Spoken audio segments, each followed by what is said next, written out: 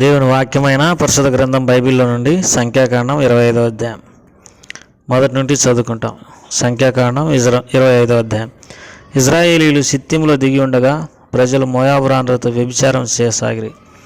ఆ స్త్రీలు తమ దేవతల బలులకు ప్రజలను పిలువగా వీరు భోజనం చేసి వారి దేవతలకు నమస్కరించిరి. అట్లు ఇజ్రాయేలీలు బయల్పేరుతో కలుసుకునేందున వారి మీద యెహోవా కోపం రగులుకొనెను. అప్పుడు యెహోవా మోషేతో ఇట్లా, నువ్వు ప్రజల అధిపతులను అందరినీ తోడుకొని యెహోవా సన్నిధిని సూర్యునికి ఎదురుగా వారిని ఉరితీయుము. అప్పుడు యెహోవా కోపాగ్ని ఇజ్రాయేలుల మీద నుండి తొలగిపోవునని చెప్పాను. కాబట్టి మోషే ఇజ్రాయేలుల న్యాయాధిపతులను పిలిపించి, మీలో ప్రతివాడు బయల్పేరుతో కలుసుకుని తన వంశములలోని వారిని తన వశములలోని వారిని చంపవలనని చెప్పాను.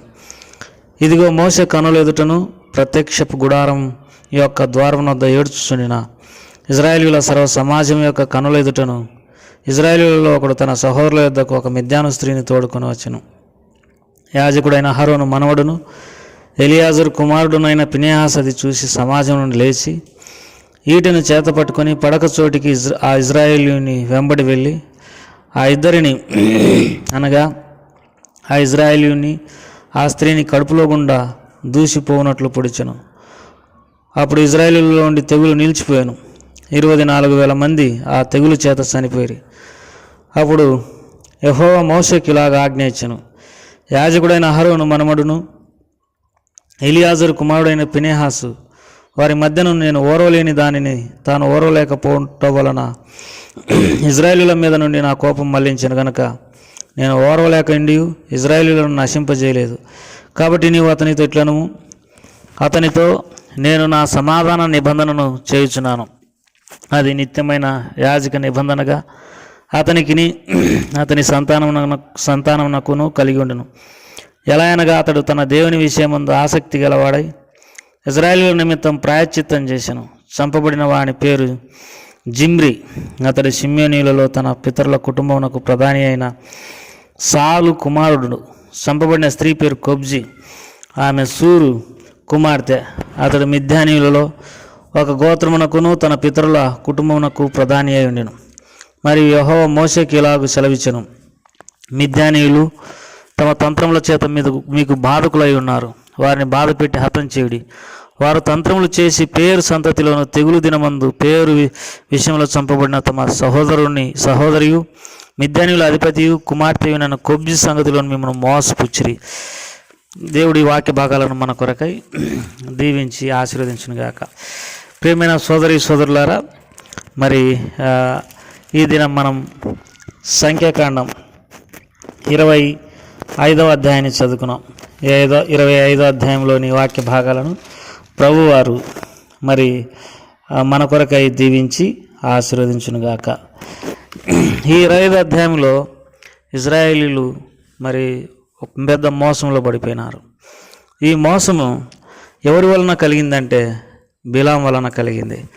బిలాము మరి ఒక చెడు బోధ, మరి మోయాబు రాజు అయినటువంటి ఒక చెడు బోధను మరి బాలాకునకు తెలియజేస్తూ వచ్చినాడు. ఏం చెప్తూ వచ్చినాడంటే, మరి వ్యభిచారం చేయడానికి, దేవతలకు బలి అర్పించిన దానిని తినడానికి ఇజ్రాయెల్ ప్రజలను పురికొల్పమని ఆ వ్యక్తికి బోధించిపోయినాడు. దానివలన ఈ ఇజ్రాయేలీలు మరి మోసపోయినారు. అట్లనే వారు కూడా ఆ పని చేసినారు.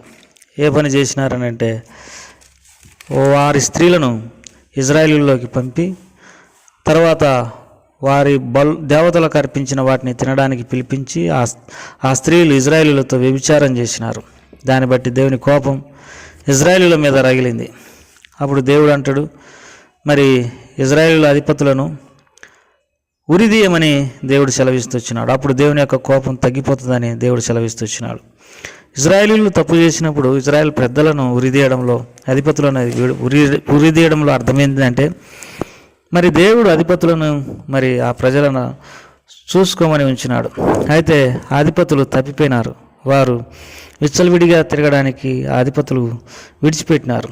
కాబట్టి దీని ద్వారా మనము నేర్చుకోవాల్సినటువంటి విషయము, ఏ కుటుంబానికి యజమానుడు, ఏ సంఘానికి పెద్దలు, సేవకులు, బాధ్యత కలిగిన వారు, ఏ పరిస్థితులకు దేవుడు మనలను అధికారిగా లేకపోతే చూసుకునేవారిగా మరి ప్రజలకు క్షేమం కలగజేయడానికి నియమించి ఉంటాడో ఆ విషయంలో మనం తప్పిపోయినప్పుడు దేవుని యొక్క కోపము ప్రజల మీద కంటే ముందు మరి బాధ్యత కలిగిన వారి మీద, పెద్దల మీద, అధిపతుల మీద, సేవకుల మీదకి వచ్చునన్న సంగతి మనం ఎరగాల్సినటువంటి వారమై ఉంటున్నాం. ఎందుకంటే వారిని దేవుడు నియమించినాడు, వారు తప్పిపోయినారు కనుకనే.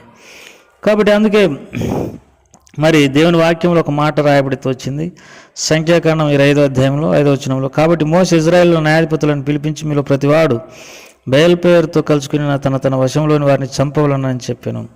వీరు బయల్పేరు అనగా దయ్యాలకు సంబంధించినటువంటి, వేరే దేవతలకు సంబంధించినటువంటి మరి ఆ బలులకు పిలువగా మోయాబీలు ఆ బలులకు అర్పించిన వాటిని తింటూ వచ్చినారు, ఆ స్త్రీలతో వ్యభిచారం చేస్తూ వచ్చినారు. ఈ వ్యభిచారం చేసి ఈ బలులకు అర్పించింది తింటే తప్పక దేవుని యొక్క కోపము ఇజ్రాయేలుల మీదకి వస్తుందని ఈ సోదెకాడైనటువంటి బిలాము మరి ఆ బాలాకుతో చెప్పినాడు. బాలాకు కూడా అట్లే చేసినాడు. ఆ మాట మనము మరి ప్రకటన గ్రంథం 2వ అధ్యాయంలో చదువుకుంటాం. 14వ వచనం, ఆయనను నేను నీ మీద కొన్ని తప్పిదములు మోపవలసినది, అవేవనగా విగ్రహములకు బలిచ్చిన వాటిని తిన్నట్లు, జారత్వం చేయనట్లు ఇజ్రాయేలులకు ఉరియొడ్డుమని బాలాకునకు నేర్పిన బిలాము బోధన అనుసరించి వారు నీలో ఉన్నారు. కాబట్టి ఇక్కడ విగ్రహాలకు బలిచ్చిన వాటిని తిన్నట్లు, జారత్వం చేయనట్లు ఇజ్రాయేలులకు ఉరియొడ్డుమని బాలాకుకు బిలాము బోధించినాడు. ఆ బోధ ప్రకారమే ఈ బాలాకు చేసినాడు. దానివల్ల దేవుని యొక్క కోపము మరి ఈ ఇజ్రాయేలుల మీదకి వచ్చింది. దేవునికి ఇష్టంగానటువంటి 2 సంగతులు, విగ్రహారాధన, వ్యభిచారం. కాబట్టి విగ్రహాలు లోకమందు ఒట్టి అని మనం ఎరుగుదాము. వేరే దేవతలకు మనము నమస్కరించకూడదు. తర్వాత వేరే దేవులను కానీ దేవతలను కానీ మనం పూజించకూడదు, వాటికి సాగిలపడకూడదని దేవుని వాక్యంలో రాయబడింది. దేని రూపమునైనా మనం చేసుకోకూడదని దేవుని వాక్యంలో రాయబడింది. ప్రియమైన సోదరుడా, నిజమైనటువంటి దేవుడు ఎవరైనా భూమి మీద ఉన్నారనంటే ఆయన యేసు ప్రభు. ఆయన తప్ప వేరొక దేవుడు మనకు ఉండకూడదు. వేరొక దేవుని మనం కలిగినప్పుడు, వేరొక దేవతలను మనం కలిగినప్పుడు, వేరే ప్రభువులు మనకు ఉన్నప్పుడు మనం తప్పక దేవుని యొక్క కోపాన్ని ఎదుర్కోవాల్సి వచ్చును.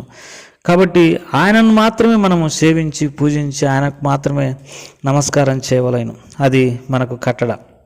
తర్వాత వ్యభిచారాన్ని దేవుడు ఎంత మాత్రం సహించడు. ఎందుకనంటే మరి తన ప్రజలైనటువంటి వారు ఎంతో పరిశుద్ధంగా మరి ఎంతో నీతిగా మంచివారుగా ఉండాలని దేవుడు కోరుకుంటా ఉన్నాడు. కానీ వ్యభిచరించడం అనేది దేవునికి ఎంత మాత్రం ఇష్టం లేదు. ఈ సమయంలో ఇంకొక సందర్భాన్ని మనం చూడగలం. ఒక మిద్యాను స్త్రీని ఇజ్రాయేలీయుడు మరి ఆ యాజకుడైన అహరోను తర్వాత మోషే ఎదుటనే మరి ఆ స్త్రీని అనగా మిద్యాను స్త్రీని ఒక ఇజ్రాయేలీయుడు తన గుడారంలోనికి తీసుకుని పోతా ఉన్నాడు. అహరోను మనమడైనటువంటి ఎలియాజరు కుమారుడైనటువంటి ఫినెహాసు అది చూసి వారిద్దరిని ఈటెతో కడుపులో పొడిచి చంపేసినాడు. దేవుడు ఆ విషయంలో ఎంతో సంతోషపడినాడు. ఏంటంటే నేను ఓర్వలేని దానిని ఫినెహాసు ఓర్వలేకపోయినాడు, అందుకే అతనితో నా సమాధాన నిబంధనను చేసేదనని అన్నాడు. ఎవరైతే పాపమును ఓర్వలేరో, పాపం చేసేవారిని చూసి సహించలేరో, ఎవరు దైవనీతి ప్రకారం జీవించి ఆ రీతిగా ముందుకు సాగాలని రోషం కలిగి ఉంటారో వారిని దేవుడు మరి ఆశీర్వదిస్తాడు. వారితో తన నిబంధన చేసేటటువంటి వాడుగా ఉన్నాడు. అందుకే దేవుని వాక్యంలో ఇంకో మాట కూడా మనము ఈ సంఖ్యాకాండం 26వ అధ్యాయం 16వ వచనంలో చదువుకుంటాం. మరియు యెహోవా మోషేకి ఇలాగ సెలవిచ్చెను, మిద్యానీయులు తమ తంత్రములను మీదకు బాధకులై ఉన్నారు, వారిని బాధపెట్టి హతం చేయుడి. కొన్నిసార్లు తంత్రాల వలన మనల్ని బాధ పెట్టేవారు ఉంటారు. రకరకాలుగా మోసం చేసి, రకరకాలుగా మనల్ని శోధించి, రకరకాల పాపాలకు మనల్ని లోపరచాలని ప్రయత్నం చేసేటటువంటి వారు, తంత్రాలు చేసేటటువంటి వారు. అందుకే దేవుని వాక్యంలో సాతాను తంత్రములను మనం ఎరగని వారం కామ అని దేవుని వాక్యంలో రాయబడింది. వారు తంత్రములు చేసి పేరు సంతతిలోను తెగులు దినమందు పేరు విషయంలో చంపబడిన తమ సహోదరియు మిద్యానీయుల అధిపతి కుమార్తెయునైన కొబ్జి విషయంలో మీరు మోసపుచ్చిరి. దేవుని ప్రజలైనటువంటి వారు మోసపోయినారు.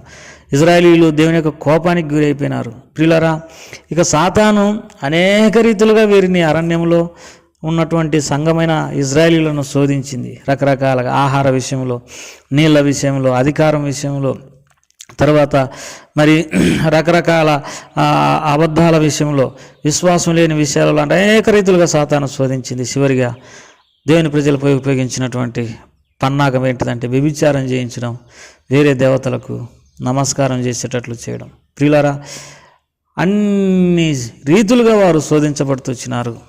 చివరికి వ్యభిచార విషయంలో శోధించబడుతూ వచ్చినారు. వేరే దేవతలను పూజించే విషయంలో శోధించబడుతూ వచ్చినారు. సాతాను వారిపై అన్ని రీతులుగా మరి తన బలమంతటిని ఉపయోగించింది.